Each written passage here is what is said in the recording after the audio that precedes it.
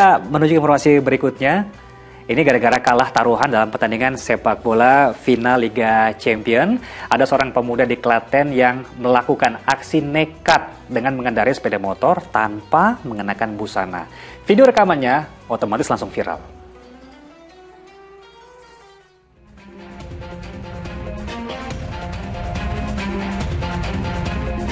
Kedua pemuda ini ditangkap polisi tak lama setelah video rekaman yang mereka buat beredar luas di media sosial. Salah satu pelaku beraksi mengendarai sepeda motor sambil melepas semua pakaiannya, sementara rekannya merekam aksinya itu dan menyebarkannya melalui aplikasi WhatsApp. Menurut keduanya, aksi itu dilakukan karena kalah taruhan dalam pertandingan sepak bola Liga Champions 1 Juni lalu dan dimaksudkan untuk sekedar melucu. Namun tanpa diduga, video rekamannya viral dan dianggap meresahkan hingga polisi pun turun tangan. Modus operandinya mengendarai sepeda motor secara ugal-ugalan dan membuka pakaian ataupun telanjang. Dan motifnya sendiri hasil dari pemeriksaan karena pelaku kalah taruhan main bola final Liga Champions. Kedua tersangka akan dijerat dengan Undang-Undang tentang Informasi dan Transaksi Elektronik atau ITE dan tentang pornografi dengan ancaman hukuman paling lama 10 tahun penjara. Krisna Agung melaporkan dari Klaten, Jawa Tengah. Sebenarnya berlapis yang dilakukannya Ustaz ya. Sudah berjudi, kemudian melakukan aksi pornografi, dan kemudian melanggar Undang-Undang ITE dengan menyebarkan konten tersebut ke media sosial. Pandangan Ustaz seperti apa? Ya, betul, itu berlapis ya. Pertama, melakukan perjudian. Judi itu tegas, Al-Quran melarangnya itu. Innamal khamru wal maisiru wal ansab wal azlam rijsum min amali syaitan.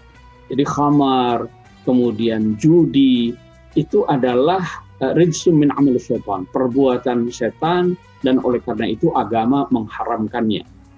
Judi ini juga bisa menjadi sumber berbagai malapetaka ya. Berbagai tindak kejahatan itu kadang-kadang muncul dari perjudian. Orang ingin berjudi lalu mencuri, merampok, dan seterusnya. Oleh karena itu, sekali lagi, agama tegas melarangnya. Kemudian dari perspektif hukum positif, ini juga pelanggaran ya, perjudian itu. Dan kemudian, walaupun hanya sekedar bercanda, itu juga tidak boleh ya, bercanda yang keluar batas, melanggar hukum agama, tanpa menggunakan busana, itu kan berarti membuka aurat ya. Di sini secara hukum agama terkena pasal membuka aurat. Kemudian dari segi hukum positif ini juga kena undang-undang anti pornografi. Lalu kemudian diviralkan. Nah ini juga saya kira satu hal yang tidak lumrah ya, tidak etis lah ya.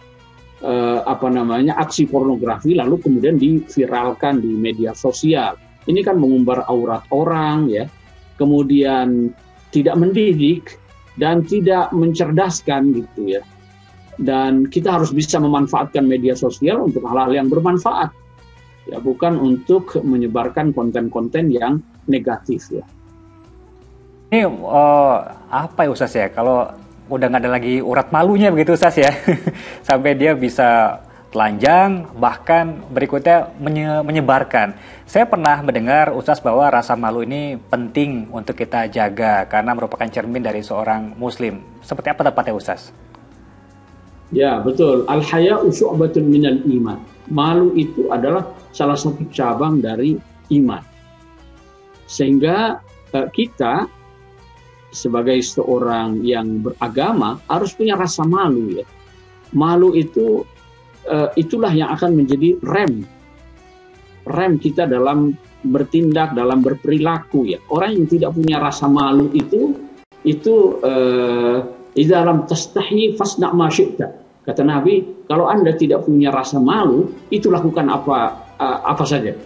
Jadi orang yang tidak punya rasa malu, dia akan melakukan apa saja dan dia harus siap mempertanggungjawabkan segala perbuatannya itu ya. Ini juga sekaligus sebagai ancaman ya, bahwa kita harus punya rasa malu, malu di hadapan Allah Subhanahu wa Ta'ala, malu di hadapan sesama manusia.